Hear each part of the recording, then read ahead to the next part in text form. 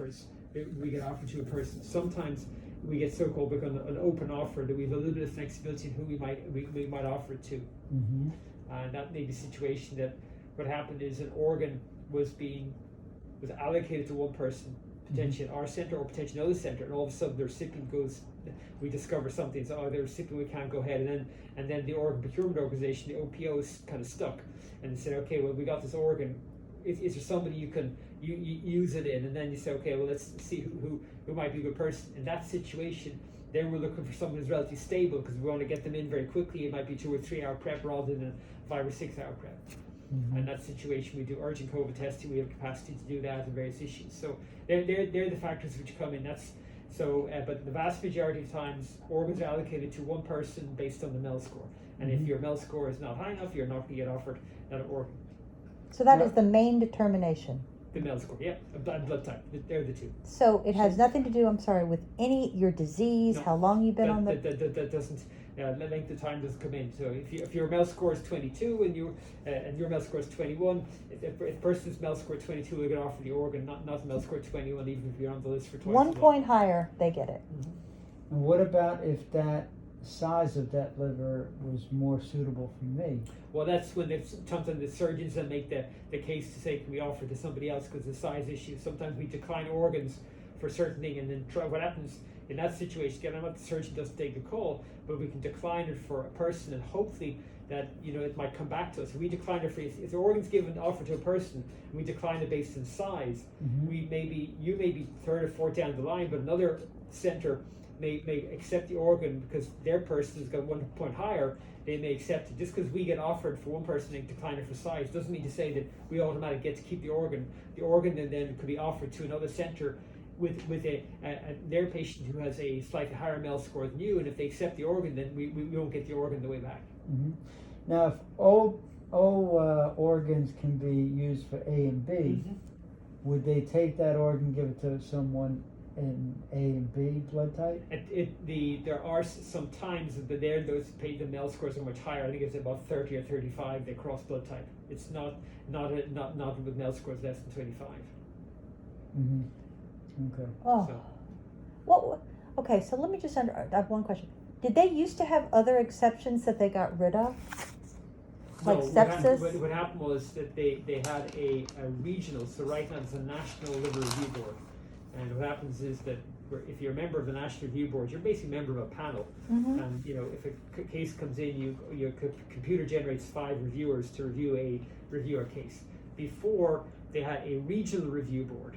And the regional review board is composed of each representatives from each of the transplant centres in the region. And in truth, the regional review board, we had a bit more flexibility. There wasn't a hard and fast guidance document. So for PSC patients, we often could get a few extra points because the region kind of knew the lay of the land and said, okay, well, in our region, we know our PSC patients aren't getting transplanted MEL scores 18, so we'll give you 2 or 3 extra points to get you higher in the list. And it often was good enough to get you transplanted. They got rid of that. When? When? I think the National Review Board came into effect, I think it was January this year or February this year. Or something. I can't recall the details, but the National Review Board was maybe it was sometime last year. No, it was actually maybe January, February last year. But so it became a National Review Board, and once the National Review Board came in, they came out with the guidance document. The guidance document put a pretty high bar for exceptions. And more recently, when they redoing the National Review Board, they emphasised that really, if you're on that, you're supposed to play by the rules and not give exception points beyond what's in the guidance document. Mm-hmm. That doesn't stop reviewers to give their vote and stuff, but Well, I'm going to try. I don't care. I want to try. no, your job is to lobby, and I respect you for it. And I know I sound very heartless and probably unsympathetic. I'm just trying to tell you the let you know what. But you know what? What they don't know, what you don't know Yeah. is I'm going to bombard UNOS with this PSC. They're going to be so hate me right now because I'm going to not let this go until they put this up for policy review again. How do I get this on the books to change this policy for PSC? Well, there may be, if you go to the liver and intestine committee, there might be a patient advocate person on that. That's the person to contact. The former head of the liver and intestine committee was a surgeon called Judy Heimbach. She was our colleague. She's a chief transplant surgeon up in Rochester. She was a former chair of that committee. So we're all familiar, but I mean, and I hear you. This is not in an ideal environment. We would have transplanted you 6 months ago. Okay, but that's. Is it because of COVID when you say the ideal, or is this new? No. When someone with PSC begins to declare themselves having complications of their liver disease, that's usually probably the best time to transplant them to avoid the fatigue, the weight loss, and all the stuff that you experienced over the past few months. Wait a minute. Are you saying in a normal situation? No, not normal. In an ideal situation, Oh. if we had an unlimited supply of organs, Oh. I don't transplant. I have PSC patients who I have not evaluated for transplant, who have their Right. disease and coming along. Once you start manifesting complications of cirrhosis or end-stage liver disease, then at that point we know PSC is a progressive condition. There's no cure for it. So then, ideally, in the ideal world, you would say, let's go ahead and get you transplanted when there's a as soon as we can, to avoid the fatigue, the muscle wasting, the development of the varices, all that kind of stuff. But we're not living in an ideal environment. We're living in a situation where there are a limited number of organs, there are competing interests, and we came up with a system which, believe it or not, in terms of organ allocation, once MEL came in, there were fewer deaths on the waiting list because of the MEL system, because it emphasizes the risk of dying, not quality of life. Once MEL came in, there were fewer deaths on the waiting list than before, and that was believed to be a success because death and living, they're pretty hard endpoints. Well, then in that case, do you think we have a shot at changing for PSC? Because it's more of a quality of life issue with PSC. I think you will find people will run against you, say, well, I mean, but if he's still alive, that's fine. There are people saying, we need to give extra points to women because the scoring system is such that if you've got elevated serum creatinine, you tend to have higher serum creatinines in men than women, and the MEL system disproportionately affects women versus men. So there are different. There are other groups who are saying they're disadvantaged too. Well, but isn't the goal to make it to level the playing field a little bit? But then what you have to determine what the playing field level for. Some would say the most important thing is to save a life, and in that situation, going by the MEL numbers is the best way to do that. There are other models and stuff, but the MEL system is the best way to do that because it's the one that predicts over 80% accuracy that the chances of you being alive or dead in the next 3 months. And we know that if your MEL score is 39 compared to 18, your chance of being alive with a MEL score of 39 in the next 3 months is under 20%. Versus if your MEL score is 18, the chance of you being alive in 3 months' time is over 70%, 80%. So again, I'm just explaining the rationale. That's where it comes to. I understand. I understand the rationale. But on that same note, do you? Because Rob was saying he thinks like alcoholics, for example, since they have also a high risk of drinking again. Do you think maybe maybe they get some points taken away and we get some points? Not 9 out of 10. No, I mean because then we get a situation where every we start putting a qualitative. If you're overweight, you're thinking, well, how overweight would you be overweight? Because the food is about alcohol, and if you smoke the past tube, you do it. I mean, if you get this person got a lung transplant from COVID, she's a young person. Well, did she get? Maybe she wasn't wearing a mask. Maybe we're not going to give her the lung transplant because she didn't wear a mask and she got COVID. That's where society gets. It's really it's very tough. And individual level, I will advocate for you. But when it comes to getting the public policy, then there's a whole other stakeholders come in and I know. So, and if you stopped drinking alcohol 15 years ago, should be penalized for indiscretions in your youth? Listen, today is our 19th wedding anniversary, and I want, as my present, congratulations. I just want you to please advocate for my husband so he can get this damn liver, and we can, What's the majority please. of most transplants? Fatty livers, The number two, one? the two right now are non-alcoholic fatty liver disease and alcohol. And alcohol is yeah, number two. they're the two. PSC has a pretty steady, along with PBC, pretty steady, important cause of liver transplantation, but much less than those two. The biggest one was hepatitis C in the past, but we eradicated hepatitis C, so that's Right. much less common, Mhm. it's much less common indication.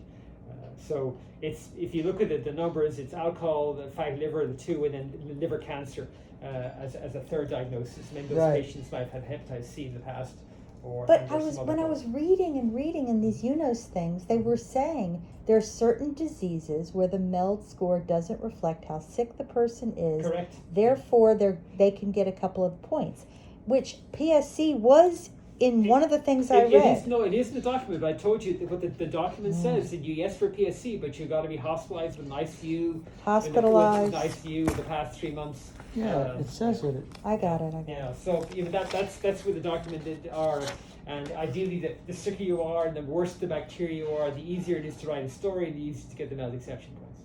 Hmm. Now, what was it that Mike gave us? Where's that paper? It showed how many people were on the list.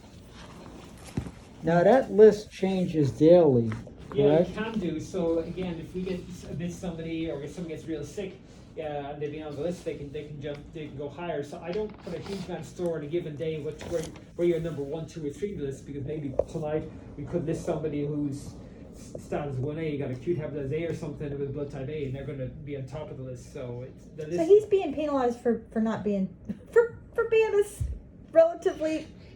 Well, he's here taking you care got of himself his whole life. you got Do you see what I O mean? and A.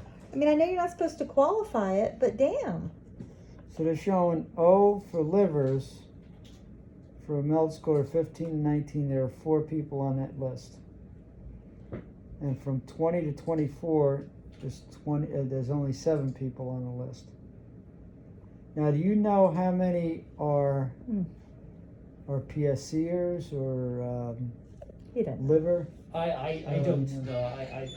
I don't. And again, that's the organs. Remember, there are organs are allocated to me, so there's a regional kind of organ allocation as well too. So it's. Mm-hmm. So Tommy would know about it. Pardon? Tom, what's his name? Well, we he's some idea, but again, the problem is that, I don't know if that's going to help you too much if you know you're 3 or 4. I mean, again, these things can change on an ongoing basis. We have someone who was seen in the clinic 2 days ago is quite stable, sick in the ICU, creatinine goes up, and then their MELD score bumps. So I don't know when that list was printed out, but it may not be. This is the 29th of So what- 30th of again, July. What is there anything you can say in your appeal to UNOS for Rob? I can talk about the malnutrition, the muscle wasting, the profound impaired quality of life, and all those things are true and they're important. But unfortunately, they will not likely make a dent in terms of getting an exception point, unfortunately. Mm-hmm. Okay, but you so- can try. That's all I'm asking you to do. And the itching and the confusion. So the couple things. So in terms of the cramping, I would suggest some L-carnitine, which is the supplement you can take 3 times a day. For the cramping? Yeah, for cramping. She mentioned something. What was it? Highlands cramp. I'm for L-carnitine, Highlands. so I'm going to send you a prescription for that. So L-carnitine is by mouth every 3 times a day. No, 4 times a day. We'll give it to you. 3 times a day before meals. Mm-hmm. You can, for the itching, you could try the Atarax again, the hydroxyzine. If that doesn't help, we could try stronger medication. Yeah, I was on something called C. It was a powder. Cholestyramine. Yeah, that gave me like diarrhea. Yeah. That was really bad. Interesting, because usually causes constipation if not diarrhea, because it can bind the bile salts. Oh, really? Yeah, I was having diarrhea, and I don't know if it was Constant. because of, Were you? How often were you taking it? I think it was twice a day. Okay. So there is another medication which, if the Atarax doesn't work, we could try. It's a medication called rifampin. It's a TB therapy, but it can be helpful in itch. Now, it does cause liver toxicity, so there's a small risk that your liver would not like it, and your bilirubin would jump up. And Good. Take would that. But we'll have to go try the hydroxy first. First, we do no harm, but I would put in my notes that if needs be and the itch is bad, we can always try rifampin. Okay. Okay. I have seen situations where the liver can get quite bad with rifampin, but it's rare, but it can happen. I would go to zinc once a day. We get a dermatology consultation because I'm not quite sure what those little bullae are, and might require skin biopsy to further evaluate that. And you will need a follow-up endoscopy to reassess the varices. Okay. In terms of the biopsies and the like, this question of celiac came up because one of the blood tests was a little bit elevated, but you've no evidence for I presume you weren't on a gluten-free diet when you had the biopsies. No. No. Yeah. So you had no evidence for any changes consistent with celiac disease on the biopsies. Okay. And you had no evidence for active colitis on the biopsies either of the bowel. Mm-hmm. Okay, that's good. Any other questions for me before you throw the book at me? And rightly so. No. Do you have any interest in wanting to know about the book that I'm writing? Do you want to participate? I do, but it's a question of timing, and it will have to be in terms of what is the goals. We have a few minutes we can talk about. So what do you plan? Well, now I don't know. I feel like I want to focus on PSC. No, but tell them when you started with the